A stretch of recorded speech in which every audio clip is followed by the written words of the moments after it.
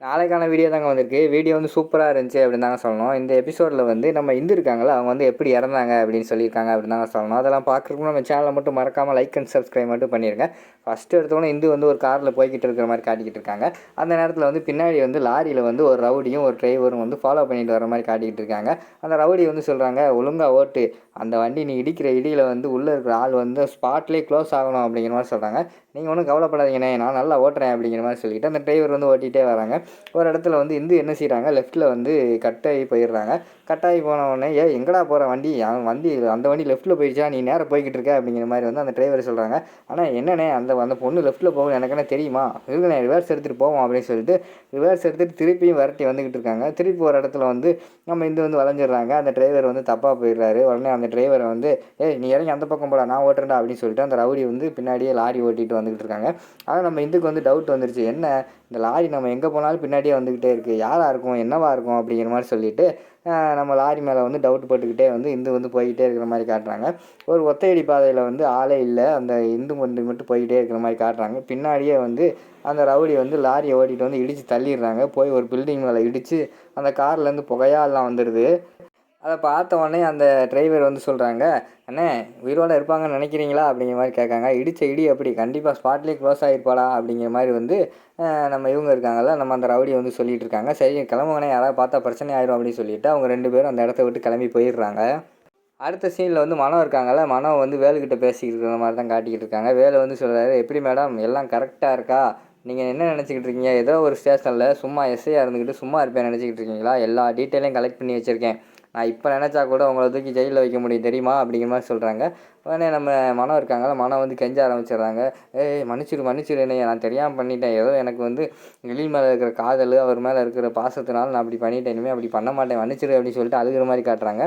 டக்குன்னு பார்த்தா சிரிக்க ஆரம்பிச்சிடுறாங்க. நம்ம மனம் என்ன அழுதுகிட்டே இருந்தாலும் சிரிக்காங்க அப்படின்னு சொல்லிட்டு வேலு வந்து ஆச்சரியமாக பார்த்துக்கிட்டு இருக்காங்க. என்ன உன்ட்ட இப்படி தானே கெஞ்சணும்னு நீ விருப்பப்பட்ட, கெஞ்சிட்டேன் பார்த்துட்டேல, இப்போ சந்தோஷமா, இங்கே பாரு இதுக்கெல்லாம் நான் பயப்பட மாட்டேன், நான் தான் கொன்னேன், என்ன பண்ண போகிற, உன்னால் என்ன பண்ண முடியுமோ பண்ணிக்கோ, அதை பற்றி எனக்கு ஒன்றும் கவலையே கிடையாது அப்படிங்கிற மாதிரி சொல்கிறாங்க.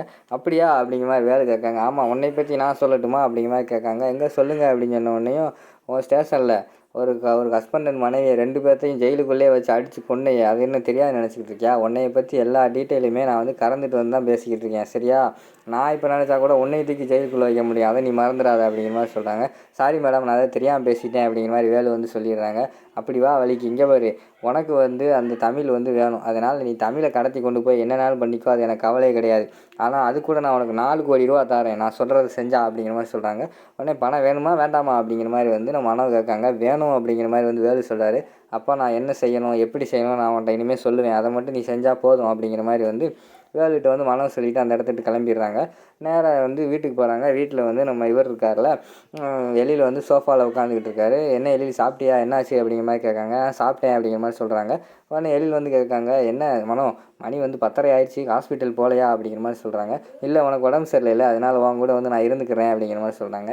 என் கூட யாருமே இருக்க வேண்டாம், என்னை நான் பார்த்துக்கிறேன், ஹாஸ்பிட்டலில் வந்து நீ இல்லைன்னா நான், யாராவது 2 பேர்த்தில் ஒரு ஆள் வந்து அங்கே இருந்தே ஆகணும், அதான் நல்லது, அதனால் வந்து நீ இப்போ உடனே கிளம்பு அப்படிங்கிற மாதிரி சொல்கிறாங்க. சரி நான் வேணால் கிளம்பிடுறேன் அப்படின்னு சொல்லிவிட்டு அவங்க வந்து கிளம்பிடுறாங்க அந்த இடத்துல இருந்து.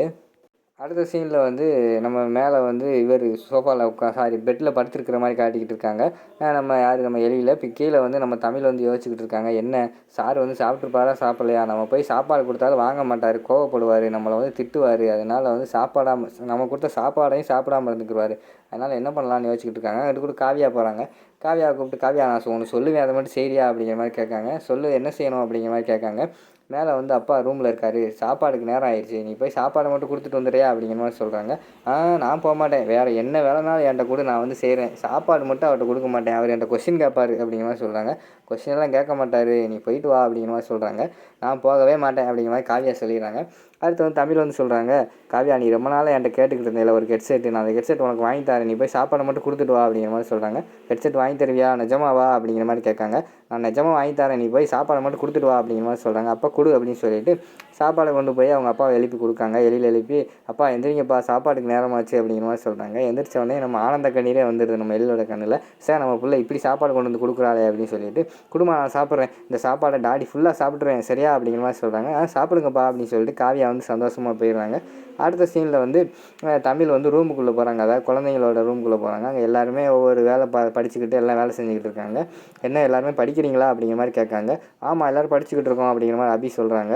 யாருமே சும்மா இல்லையோ அப்படிங்கிற மாதிரி சொல்கிறாங்க. அவன் தான் சும்மா இருக்கான் அப்படிங்கிற மாதிரி கவினை கை காட்டுறாங்க. கவின் வந்து சும்மா படம் வரைஞ்சிக்கிட்டு இருக்கிற மாதிரி காட்டுறாங்க. என்ன கவின் என்ன பண்ணிக்கிட்டு இருக்க அப்படின்னு சொல்லிட்டு நான் படிக்கிறேன் அப்படிங்கிற மாதிரி சொல்கிறாங்க. இது படிக்கிறதா, சரி உன் டைரியை கொடு அப்படின்னு சொல்லிட்டு பேக்லேருந்து டைரி எடுத்து பார்க்காங்க. அதில் 2 மேக்ஸு அசைன்மெண்ட் எல்லாம் நிறைய இருக்குது. என்ன கணக்கு இவ்வளோ இருக்குது, அசைன்மெண்ட் எல்லாம் இருக்குது, இதெல்லாம் எழுதலையா அப்படின்னு கேட்டுக்கிட்டு இருக்காங்க. எழுதணும், எனக்கு நிறைய இருக்குது அப்படிங்கிற மாதிரி சொல்லிக்கிட்டு இருக்காங்க. சரி ஒன்றும் கவலைப்படாத, உனக்கு நான் எழுதி தரேன் அப்படிங்கிற மாதிரி சொல்கிறாங்க. எனக்கு நீ எழுதி தரியா, சூப்பர் எழுதி கொடு அப்படிங்கிற மாதிரி வந்து கவின் சொல்கிறாங்க. அப்புறம் நான் சொல்கிறத நீ செய் அப்படிங்கிற மாதிரி சொன்னோடனே சொல்லு என்ன சொன்னாலும் செய்வேன் அப்படிங்கிற மாதிரி கவின் சொல்கிறாங்க. டைம் ஆயிடுச்சு பாரு, அப்பா வந்து டேப்லெட் போடாமல் இருக்காரு, நான் கொடுக்குற டேப்லெட்டை மட்டும் நீ கொண்டு போய் கொடுத்துரு, அவர் போடட்டும் அப்படிங்கிற மாதிரி சொல்கிறாங்க. நீ எழுதியே தர வேண்டாம், நானே எழுதிக்கிறேன், அப்பாட்ட போகிறதுக்கு நான் ஹோம்ஒர்க்கே பண்ணிடுவேன் அப்படிங்கிற மாதிரி சொல்கிறாங்க. டேய் ப்ளீஸ்ரா போய் கொடுத்துட்டு வாடா அப்படிங்கிற மாதிரி வந்து நம்ம தமிழ் வந்து கவின்கிட்ட வந்து கெஞ்சிக்கிட்டே இருக்கிற மாதிரி காட்டிக்கிட்டு இருக்காங்க. அதோட பார்த்தீங்கன்னா அந்த எபிசோடை வந்து முடிச்சிடுறாங்க.